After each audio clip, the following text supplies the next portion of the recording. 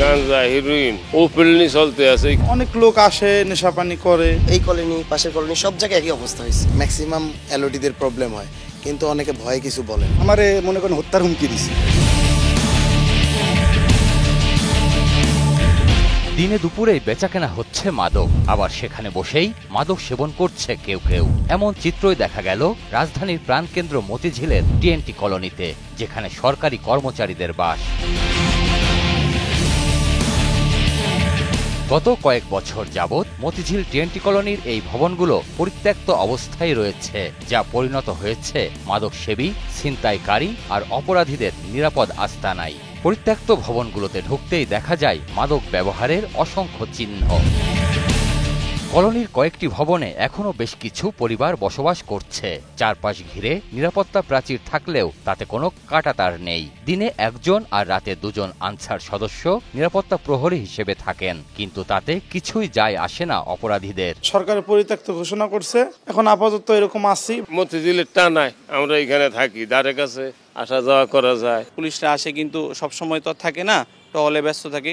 ওই সুযোগে ছিনতাইকারীরা ছিনতাইদের কাজকর্ম কইরা যে যার মতো চলে যায়। মাঝে মধ্যে বাইরের ফলাফল আসে, আমরা বাইর করে দিই। এইসব মনে করেন এইখানে কিছু লোক ছিনতাই করে। মাস দুয়েক আগে পরিত্যক্ত একটি ভবন থেকে এক কিশোরের ঝুলন্ত লাশ উদ্ধার করা হয়, যা নিয়ে কলোনির বাসিন্দাদের মধ্যে আতঙ্ক ছড়িয়ে পড়ে। 2 মাস আগে এক যুবককে হত্যা করে এই কক্ষটির সিলিংয়ে ঝুলিয়ে রাখা হয়েছিল।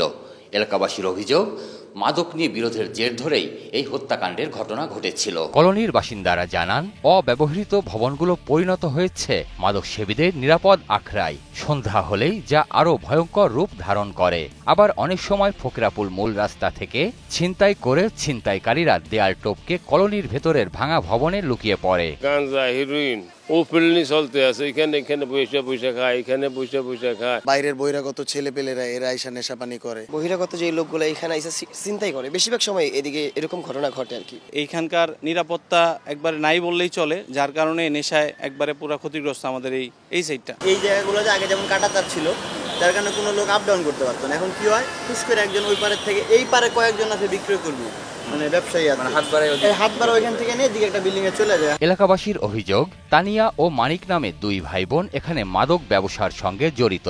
21-এর ক্যামেরায়ও তাদের আনাগোনা ধরা পড়ে, কিন্তু একাধিক মামলায় তাদেরকে গ্রেপ্তার করা হলেও জামিনে বেরিয়ে এসে আবারও তারা মাদক ব্যবসা চালিয়ে যাচ্ছে। এখানে তো ময়মুরব্বী বেরোতেই পারে না, বিভিন্ন জায়গা থেকে বিভিন্ন মহিলারা এসে এখানে মনে করেন অসামাজিক কার্যক্রম তো চোখের সামনে করতেছে। তবে পুলিশের দাবি, কলোনির নিরাপত্তা জোরদার করার পাশাপাশি মাদক সহ যে কোনো অপরাধের বিরুদ্ধে জিরো টলারেন্স নীতি গ্রহণ করা হয়েছে।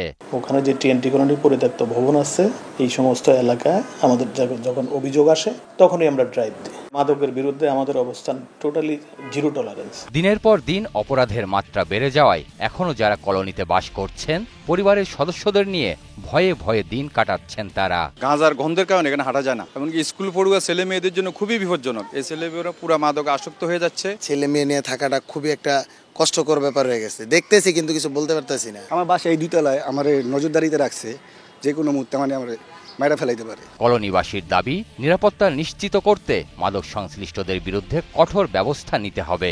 পাশাপাশি পরিত্যক্ত ভবনগুলো ভেঙে ফেলারও পরামর্শ তাদের। বিল্ডিংগুলো ভাঙা খুব তাড়াতাড়ি দরকার, নাহলে আমাদের এখানে বসবাস করা খুব টাফ হয়ে যাবে। 3 বছর ধরে মতিঝিল টিএনটি কলোনির বেশ কয়েকটি ভবন পরিত্যক্ত অবস্থায় রয়েছে, যেগুলো পরিণত হয়েছে মাদক সেবীদের অভয়ারণ্যে।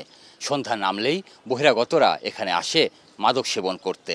এতে করে কলোনিবাসীর নিরাপত্তা বিঘ্নিত হচ্ছে মারাত্মকভাবে। প্রিয় দর্শক, আপনাদের দুর্ভোগ দুর্দশার চিত্র তুলে ধরতে চাই 21 টেলিভিশন। আপনাদের যে কোনো ভোগান্তির কথা জানাতে ফোন করুন এই নম্বরে। তথ্য পাঠাতে পারেন হোয়াটসঅ্যাপ এবং ইমেইলেও। সঙ্গে থাকবো আমি সঞ্জয় অধিকারী আর 21-এর টিম। সবসময় আপনাদের পাশে আছে 21 টেলিভিশন।